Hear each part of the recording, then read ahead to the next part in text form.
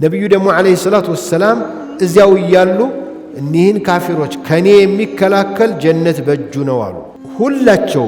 ሁላቸውም የመጡትን ሁላቸውንም በማቋቋም ሲጋፈጥ አንዱ እሱን ገደሉት። ሌላም ሰውዬ እንደዚሁ ተነሳ።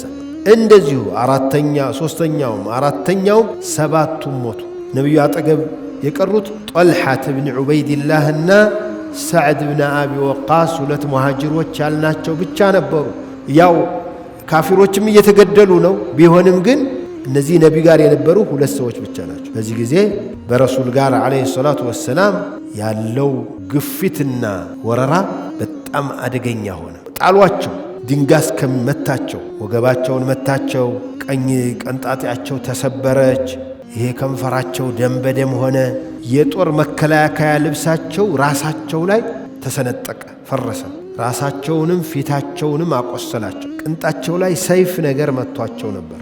1 ወር አካባቢ የዚያ የተመቱት የሰይፍ ምት መንቀሳቀስ ከልክሏቸው ነበር። የሚገርማችሁ 2 ነበር የለበሱት ላው ላይ 2 መከላከያ። ለዚህ ነው ሰውነታቸውን አልፎ መግደል ያልቻለው እንጂ ሊገላቸው የሚችል ዱላ ነው የተመቱት። እነዚህ 2ቱ ቁረይሾች ሰዕድ ብን አቢ ወቃስና ጦልሐት ብን ዑበይድላህ ያልከፈሉት መስዋዕትነት የለም። ሰዕድ ብን አቢ ወቃስ ሁሉም መወርወር የሚችሉት ጦር አልቆባቸው ነቢዩ ሰለላሁ ዐለይሂ ወሰለም እንካ በዚህ መልስ አሏቸው። እርሚ ፊዳካ አቢ ወኡሚ፣ አባት እናቶቼ ፊዳ ይሁኑልህ መልስላቸው በላቸው ያሉት ሰዕድን የዚያን ቀን ነው። ጦልሐት ብን ዑበይድላህ ይህን ሁሉ ካደረገ በኋላ ሲቆጠር ላው ላይ የተመታው ምት 35 ወይም 39 ምት ነበረበት።